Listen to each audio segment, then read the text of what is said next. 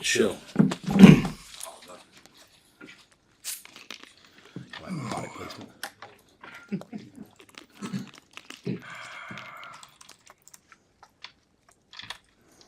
Yeah. All right. Well, first of all, thank you guys for being here. Before we start talking about football, I know we have a lot of things to cover. If it's all right with you, just today's graduation, obviously an important day for us. Two former players, Tavion Thompson, local guy, tremendous member of the team for several years. Was actually in here the other day eating. Great to see him. But Tavion graduated today. Kobe Bretz, out of Omaha, who has since moved on to another school, in a very amicable decision, and we love Kobe. Very proud of him. And then Elijah Judy, with Elijah's graduation, that gets us to 12 graduates on this year's team. So really excited about that. And I just think when you look at what we've done academically, and I know some people say, well, what's that have to do with the product on the field? I think it has everything to do with it. But when you look at what we've done academically, I think headed by the leadership of Dennis LeBlanc, but there's some people there, Andrea Klug, Caleb Hawley, William Kane, Kim Shellpepper, Katie Jewell. They pour their heart and soul. And unlike many football programs where they're working with 100 guys, 105 guys, they've been working with 160, 170 for a long time. And so now that we're down to 130, 125, they still give the same effort. And I'm just unbelievably grateful to have 84% of our team over 3.0 is amazing to be up there. Normally when they say the athletic department GPA and then the football team, it's usually the football team that's the anchor pulling it down. But to have our guys up there in that 3.3, 3.4 range, we do want to build champions for life. And we do want people to be successful. And so, Elijah, I did not let him practice. He graduated this morning. He was coming over. He had his mom and his dad came in from Philly. His wife, Jemiah, his son, Coda, were at practice every single day. Obviously, they came over earlier. His grandmother was here. Walked through the facility in his cap and gown. I made him come over, take a picture with us. Because I'm really, really proud of him. When I think about where he came from when he first got here from Texas A&M to where he is now, I don't tweet a lot of things very often about moments like this, but I did tweet that because it's one of the biggest things I'm proud of in our time here. And I have to give credit to Tony White. I have to give a ton of credit to Dennis. I have to give a ton of credit to Terrence Knighton. I think they really cracked the shell and did an amazing job with him. Terry's come in and done a great job. Corey Campbell and his staff, Gus Felder. A lot of people here just pouring into Elijah and guys like that. But if you want to know why college athletics, I know the place we're at now, why it's so important, Elijah is the first person in his family to have graduated college. And it's a wonderful family, a successful family. But what Elijah's done is an accomplishment, and very, very grateful for him. So on days like today, the Scrimmage is out there. I love football, but this is just a reminder of why we do what we do and the impact that we have a chance to have. So really grateful for those people in the academic department, but really, really proud of Elijah. And there's nothing better than seeing Maya, seeing Coda out there every day at practice. So with that, I will see what you guys have for the Scrimmage. I should probably say a word or two about the Scrimmage. We went. Tried to get to 120 plays, but didn't quite get there. Some wideouts just kind of, getting run down at the end. So I just stopped it, but it was probably at 110, so it was right close. Got a bunch of live punts. We rushed the punter, tried to block it. We got a bunch of live field goals, and we went good on good. And so two main concerns for me right now are we had some penalties. We had a Big Ten crew. I asked them to call it really tight. We had too many penalties.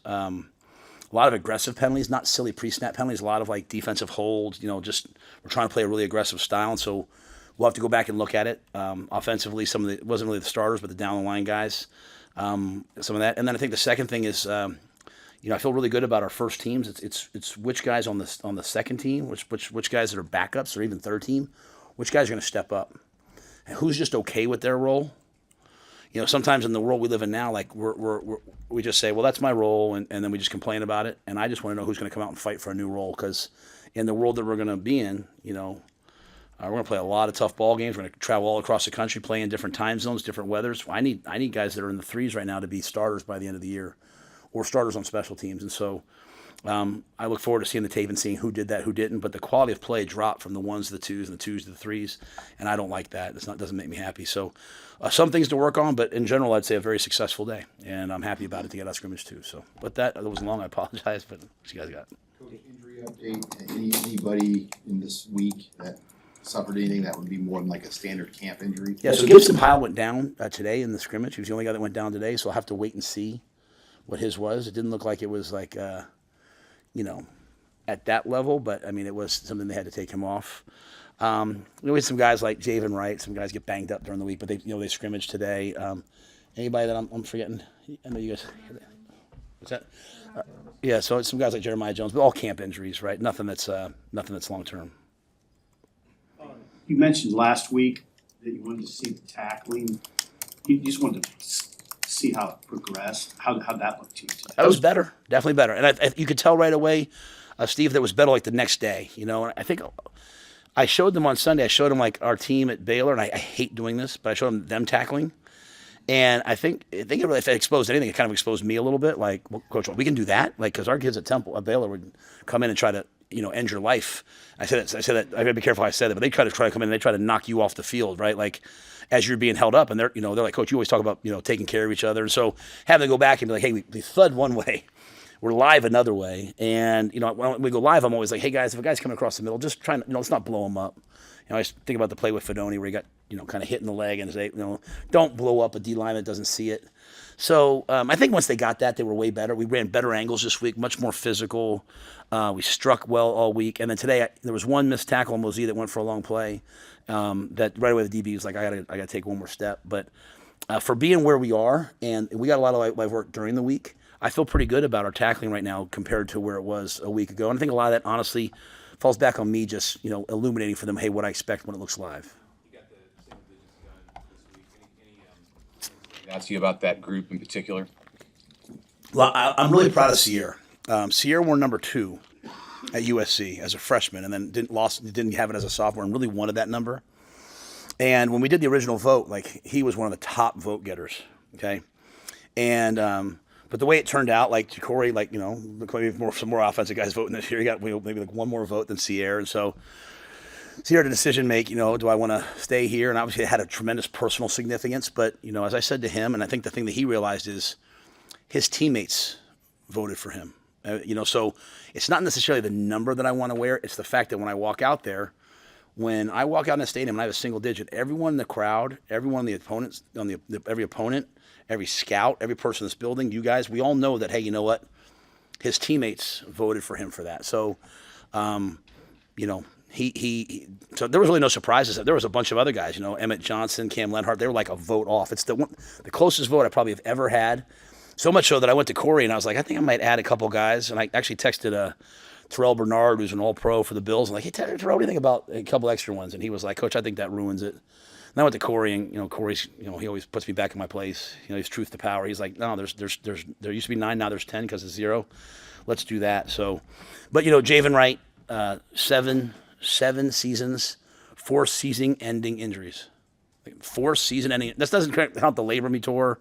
4 season-ending injuries. 3 times he was told to change his position. That to me is amazing. So, I think our team did a great job of voting, and I think this is one of the deepest drafts they could have had in terms of who to vote for. Talked yesterday about one thing he was looking for today was sustained drives, those 8, 9, 10 play drives. Did you see some of that from the first team offense? Yep. I thought the offense was extremely efficient. You get to know Dana Holgerson from what you see on TV or you hear about what he's done statistically, and when you see the magic behind it, it's pretty cool because it's all just routine plays. I think he said that in his press conference. Did he say routine plays, you guys? Like, he says it all the time. It's like you kind of hear it, and all of a sudden you realize, like, he really means it. Like, just make routine plays. Just make this play over and over again, and then guess what? You're going to spin out and go make a special play out of a routine play. So I saw a lot of that. The defense fought back. The offense got off to a hot start. The defense fought back. And they had they got a turnover for a touchdown. So it was good back and forth. But I loved the efficiency. Even when the offense didn't score, they did move the football, change the field. So I thought it was a lot of good work today. You said you went live on special teams a little bit. I mean, is the transition and the work that you're doing there showing up so far? Yeah, and I was making it clear, I did not go live on special teams. We did come out and try to rush it. I think when you watch what Archie can do, I'm always saying to myself, what will other teams do? So if it were me, I'd probably go punt safe and make them kick it and just try to fair catch it and hold it up, or I'd come after it. So we're kind of working both. So we just wanted to come after them today with some live reps. Again, his first punt in the football game against Cincinnati will be his first punt in a football game ever. And so making sure that he's getting that shrapnel in front of him.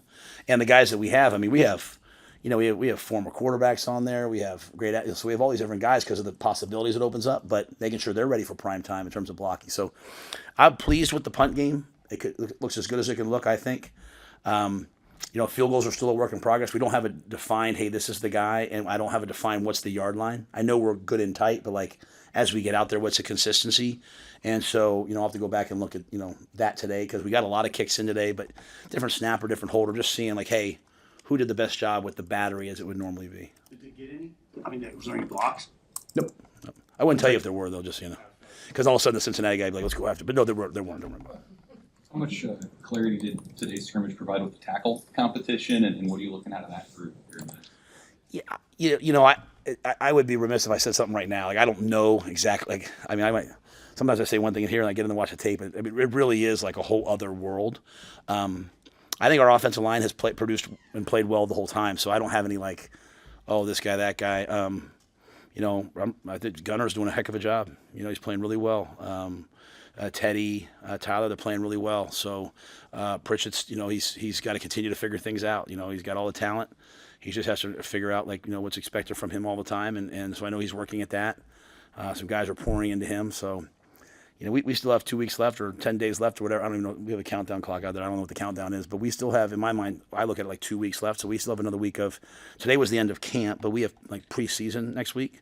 And so those races are not even close to being done. Did you do simulated like pregame stuff today? And can you describe what you said about having next week as a like dry run? What you plan to do with that? Yeah, so we know we're going to play at 11. We know we're going to play, and so we practice in the morning, so we're kind of used to 11. Like kind of get up, you go, right? We know we're going to play at night. So this Thursday coming up, we'll do a mock game, and that's from we start in the morning, like, hey, brunch is at this time, come over here at this time. Today, today we did the 2:30 game, right, which will be our first Big Ten game. And so, plus, we need some heat out here. We need to practice in the heat of the day. So, it starts off, there's, breakfast in the morning, then optional recovery, then there's a walkthrough they go to, then they come back, then we do like a neurocharge where we do things with tennis balls to wake the guys up and all this stuff. And then there's a special teams call out that we do, and then we go upstairs. There's an optional chapel. Then there's a meal. So we did it all in our building, like simulating, like, hey, you would go back to your room, but guys just kind of went and sat on the couches until it was time for the next thing. I can't stand things like that. I always feel like it's a waste of time in terms of like, man, we spent 4 hours just practicing showing up, but we have so many young guys and so many new guys, right? So, like so many guys saying like, hey, Dane Key asking me questions like, hey, in pregame, what do I do? What can I do this? Can I do that? And as deliberate as I am, there's some things I don't care that much about. Like to me, like once we wake up on game day, other than being on time, like you're getting yourself ready to play. Like my intentionality is like through the whole season. Once we get to Friday, Saturday, like you're the ball player. I'm not playing. So just letting them kind of work their schedules out and all that. And then Mitch, we did the full thing out in the field, the full warm up stretch, so that they got used to that. So we did that. We'll do it again Thursday. I haven't played many 8 p.m. games in college, so it'll be different. And there's no games on during the day, so just making sure guys kind of deal with the boredom of waking up. Like when we're in Kansas City, like we'll get up. We have rolling brunch. We try to cut the day to like 11, and then we go to a high school usually. So we'll go to like a local high school and we'll throw the footballs around, just kind of get out of the hotel and catch our breath and just do something different, and then come back and kind of get in the day. So we'll practice that on Thursday. Dana said yesterday that Dylan's made some throws he hasn't seen before. How do you characterize his camp so far, leadership aside? I think Dana's had a good camp. I think Dylan's had an excellent camp. He's lamenting out there to me today. He's like, I got to do this better, that better, which is what I like about him. But I think he's had a really good camp. I think he's understanding what we're asking him to do. I think the situational football has been excellent, but the drop back throw catch, put the ball in his hands. I think he's making a lot of really good decisions, and so. I think it's been an excellent camp. He just needs to just keep doing it and keep grinding all the way through the first game. How much have you studied Cincinnati throughout the off season, and how difficult is it nowadays for an opening foe? Is always tough, but especially with all these portal guys popping in that are new to a roster and all that? Yeah, I mean, we were watching Cincinnati in the spring. You know, we were watching Cincinnati in the summer. You know, it's just kind of what we do. You know, I think I've watched. You know, I walked by X office today. You know, their special teams coordinator just came from another school. He was watching that. You know, our guys were watching them. So we've watched them a ton. I think when you start to look at, you know, personnel, that becomes very different because they could bring other guys in. But, you know, some of their top players, the quarterback, you know, the nose tackle, the tight end, and many more have been there. You know, they brought in a bunch of good players. I think for us, though, I think it's really crucial is we will not start talking about the first opponent until Friday with our team. So to me, it is a slippery slope when you start talking about them really early, because by the time the game gets there, it's like, you know, I want there to be like that feeling of game week, and so especially for the next week. And so like Monday, Tuesday, Wednesday, Thursday. Well, Thursday will be a mock game. We are playing ourselves still. Like we are. I hear a lot of coaches, you know, they believe in like, hey, getting the 2s and 3s ready, you know, and you know, resting the 1s. You know, we're trying to catch a lot of teams ahead of us in the Big Ten that are pretty good teams, and so we have work to do. So we're going to work on us this week. We're going to compete against ourselves. We'll get better. We'll try some, you know, we'll move some guys up, down, just to get some different looks. But in terms of their roster, yeah, there'll be some guys that show up that, you know, that they're counting on that, you know, we haven't seen. But there'll be some guys that we're counting on that they haven't seen. And part of it's like, you know, thanks to some of the technologies that we have now, you know, you can go back and watch a player that's starting in one school, but how he played in another school. So we'll make tape. We've made tapes already for guys like that as well. How nice will it be to be in camp for another week, just not have classes to worry about and just have the guys for unlimited hours for one more full. Yeah, you know, I think you have to be careful with it because, you know, I don't want to burn them out. So, like, as I've said to them, like, so, like, our hours are, like I said, we'll go from, like, a training camp mentality. Like, when I was at the Giants, right, we were down at, we were up at Albany, right? You know, you're there from 6 a.m. until, you know, 10 o'clock at night. And then all of a sudden you get back to New York and you're in preseason now. You're getting ready for preseason games. You're you know, kind of having a little bit more of a weekly schedule with increased meetings. So we'll do that. Like we'll go from keeping the guys here at 9 o'clock at night to like breaking the last walkthrough like at 6:15, and then they have dinner on their own. So they get some time to now kind of go out and handle their business. They get up early in the morning. I mean, it's still a full day, but it's like an NFL work day as opposed to a college day where we only get them for 4 hours. So that part's nice. I just have to make sure that I don't burn them out. And I think the challenge for the guys is as the time shrinks, as the time on the practice field shrinks, and we're not going to practice for 3 hours forever, the intensity and focus, when 3 hours becomes an hour 45 or 2 hours, your intensity and focus now has to expand. So we have to have, you know, intentional focus in everything that we do right now, so that we can maximize the time. But, you know, they're tired. You know, coaches were arguing with each other out there on the field. Players, you know, they're tired of hearing from. I mean, we're all kind of tired, which is good. We've worked really, really hard. Clark was up here yesterday talking. What have you seen from him, and what do you think he needs to do to have an impact in the offense, however that may look? Yeah, there just becomes like a line of demarcation in each of our lives, as men, as women, as parents, as husbands, as wives. I shouldn't speak for my wife, but as journalists, as coaches, like where we like to step over the line, right? There's like a line of demarcation we step over. We're like, okay, it's time. And so Quinn's got tremendous talent. And Quinn could like, you know, take this next year to develop under Dane and then hope to be ready next year. What I've seen from Quinn is like, just like, you know, kind of like, oh, I think I should step over this line right now. Like, I can make plays. I can go up and get it. I'm 6'6". I'm getting, what was he, a 10-foot high jumper or something in high school? I was 6, what is it, not 10 foot, 6'10", like 6'10" high jumper or 6'9", in the snow in Bozeman, Montana. Like, you know, it's not like when I was at Baylor down in Houston where like the guys are in the blocks in January, you know, and then, you know, everyone runs fast. Like he's up there in the snow jumping. So this is a unique athlete. And what I'm seeing from him is I'm seeing him like, hey, I think I can step over this line and making plays with the black, you know, like, you know, today, like when we went to we called black the starting group, red the second group, and white, and we were kind of red, and he was out, and I wanted him to go back in, and a lot of guys would have kind of fought me on that. Like, why do I have to go in with that group? And he just went out and played. And so I really like him. I think he's going to help us. And I love the fact he's not waiting until next year. He's not like, well, Dane's here and Isaiah's here. Like, the season's going to go based upon how our 2s go, in my opinion, and our 3s. And so him stepping up's been awesome. Hey, how's Jameer Khan been? He's a guy that didn't go in the spring, and you hear a little bit of buzz about him. How's he been? Where do you guys get that buzz from? Where do you guys get that buzz? Love to hear who that buzz is from one of these days. I'll tell you. I'll let you. I'll let you guys watch a scrimmage from start to end. All right, if you just tell me who gives you the buzz. I just tease. I love Jameer. One of my favorite players in the NFL when I was there. I thought he's a great player now. Is Budda Baker. I'm not saying Jameer's Budda Baker. What I loved about Budda Baker was he would fly around the field and try to hit everything. He just played with like this joy and passion and love for the game. And so you see a lot of that from Jameer. We saw it when he first got here, and obviously he's a Jamar Mosey guy, right? He was playing an FCS school, and so Mosey's like, I'm telling you, this guy's a football player, so it's not like a, huge, oh my gosh, portal, rev share, NIL, this big name, but the guy loves football, and you watch him out there every single day in mat drills, and we were like, man, this guy's gonna be good, and I got snow in my ear, because, I don't really know the DBs that well, like, I know the people, I'm like, I don't know how to coach DB like those guys do in snow.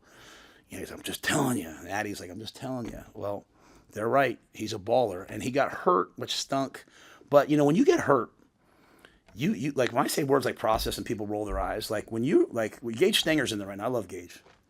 Gage Stinger, like day 3 for him is like, hey, can I squeeze my quad just enough to get my knee to be tight? And then like a week later, like, can I get my foot like that far off the ground? Like, or like my shoulder, right? Can I just squeeze this tennis ball 10 times? Like, you start to learn what process means, like incremental gains on top of incremental gains, and not just going from here to here. And so Jameer, in my mind, he's so mentally tough that the injury almost accelerated who he is. Like, so he flies around, he's competitive, he can cover.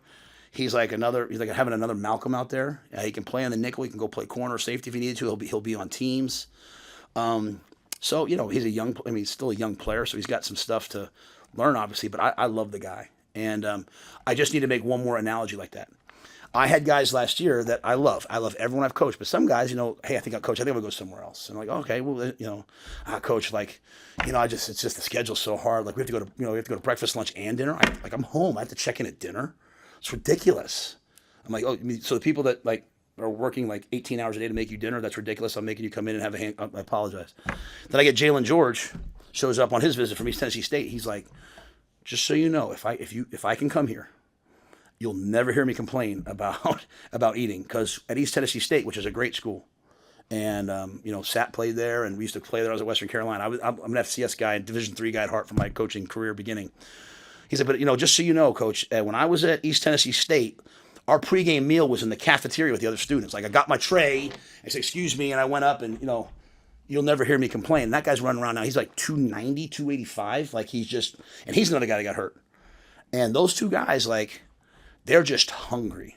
And that hunger feeds a lot of other guys, Our college football world, it's going to be interesting to see. You give kids, some kids maybe can handle it. You give kids a lot of money at 18 years old. You see some of these kids that are signing, he's making, 6 figures, 7 figures as a 17-year-old kid. Like, how hungry can you be? This guy was like, Coach, I was waiting in line to get, the lima beans and corn to get myself ready to play the game. So if Miss Kristen tells me that she's going to give me a smoothie on the way out of the building, I'm going to say thank you. So, and also they're good players. It's not like, they're just grateful, they're also really good players. And so that's like the Ty Robinsons of the world, right? Like, he's a really good player and he's grateful. So I think the influence of guys like Jameer and the influence of guys like Jalen are changing our locker room and our culture in a good way, which I think we had a good one, but they're making it even better. Coach, with the alternate jerseys being released yesterday, Dylan had a good quote kind of talking about, it's cool and all, but it doesn't really matter what jerseys we're wearing. Just kind of wanted to get your thoughts on what went through that process, but then at the same time trying to keep the players somewhat humble in the cool jerseys. Yeah, well, Dylan's a really mature guy. He knows what to say to you, right? I mean, what he's trying to say is we know that wearing this jersey or that jersey doesn't make you play better. And if it does, then we have way bigger problems to begin with. But we have a right to do cool things. We have a right to at the University of Nebraska, we have a right to do what other schools do. We have a right to go out there and, my first year here, they had they already planned it. They had an alternate jersey my first year. It was the Northwestern game. It was 100 years. Remember, it was just a blue outline. And the guys were like, Coach, can we please wear blue gloves? And I remember it was I went to Trev, can they wear blue gloves? And guys were like, you know what? Guess what? We won the game. And we won the game because of how we tackled and caught, and we blocked a field goal for a touchdown. And we stopped them in the red zone. So I think Dylan's saying is, it's going to come down to how we play, especially versus a great team like USC. We're anticipating that being a night game. There's nothing worse than black jerseys in the middle of the day, in my opinion. So if you have a night game, you have black jerseys.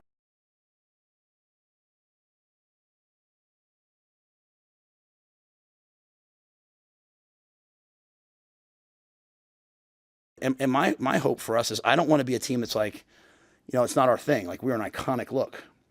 So I want us to have like that look most of the time. But I think once a year we should step out and do something in all black. I mean, we are the black shirt defense. I mean, like when I was at Albright College, our defense wore black jerseys because of Nebraska. So I think black is a little bit within our DNA of who we are historically. So once a year, maybe we go out there and we do a different black jersey every year. And, all of us who buy our Terex coats, instead of having to buy we can buy the black Terex, coat, and we can wear the parka when it's colder out. So I think it's really fun. I think it's cool. The thing that I'm learning is as I go out in recruiting, like the kids I'm recruiting all across the country or right here in Omaha, they don't care about, like they want like a cool brand identity name, and they want to see stuff like that. So they come on the visits, they want to put those things on. So I have to mix like the iconic nature of what we do with some cool swaggy stuff. So, if they want to wear, something different now and then, so be it. But what I won't do is talk about, the record in it and the history in it. I want to know in alternate uniforms, I think, right? Want to know. So, and I'll take it. Want to know in anything, I'll take. So we're going to go out and play. It'll come down to who tackles better. Like Lincoln's a great coach, but I think it's fun for us to have some fun stuff. And the kids, they downplayed it. They're very excited about it. Like they try to come up and be very professional, but trust me, they ask me about this every day. This is the world that I live in, which is a good world. So they want to feel good walking out there, and so go buy your black jersey. Volleyball for you tonight? What's that? Going to volleyball tonight? No, I gotta watch this tape. Yeah, so I gotta watch this tape. And my family's out of town, so I'm a volleyball dad. So I go to volleyball when Vivian and Leona are here. But my wife and kids get back on Sunday. So this week they were tired of absenteeism, so they went off and had some fun. And me and Wish and Brian have been living together and working. So I know you watched other sports here. Do you have one thing that impresses you about Dani and what you've seen from her in the last 6-7 months? Okay, first of all, I think she's unbelievably relatable. Like, I like to play, some of you guys know I like to play a little bit of golf, not very well. And I'm out there fire throwing one day. She's out there with her husband and family, and she's like, Coach Matt. She's just like, I love the fact that she's like who she is. Like, she's just so comfortable in her own self. But like, I can have real conversations with her about recruiting and all those things. But even as I've had some conversations, it's really hard to follow somebody like that you worked for. Okay. And so obviously she played for John Cook and all her history with Coach. I followed Steve Adazio. I worked for him, and then I left, and then he became left to become the head coach, and I took over for him. And so you're like always caught in like, how do I do this? And I've never had these conversations with her, but I think she's done it with great grace. And I think the fact that all the young women are still here, and I think a lot of them got invited to go play in the the under 18, under 21 Olympic things, and they all decided to stay. And when you talk to them, like, there ain't no, what would X say the other day? He says it to me all the time. What was he always say? That wishing, trying, hoping? You talk to Harper or Bergen or Andy or any of those guys, there's no wishing, trying, hoping. They're here to win the whole dang thing. And so that's, like I did that thing with Coach Darlington the other day. He talked about expecting to win. Then you talk to former players. They're always talking about, like, when the Huskers when we were rolling, we expected to win. And so we're trying to build that. So I take a lot of that from them. But one of the unique things here is just the high quality of coaches and the way they get along. Like Amy Williams, I don't know what I'm about to say about other people's sports, but she obviously she's crushing it in recruiting right now. And like she brings her recruits to see us. We walk around, we talk to them. You know what I'm saying? Like, I take my recruits to go see Fred, and Fred talks to them. Mark Manning, I get a text. Mark Manning shows up at practice half the time, to see it. Our women's basketball assistant coaches come out to our practices, so it's one of the coolest vibes I've ever been a part of. But I think for Dani, the grace in which she's come into a winning situation following an amazing coach that she worked for, done it all with grace. There's been nothing that has come out controversial, but she's putting her own stamp on everything, right? And then, none of those players transferred, none of those players left. Don't we have like 15 starters? We start 5 in volleyball? 6. 5? 6. We have like 15 people that can play in the Olympics someday.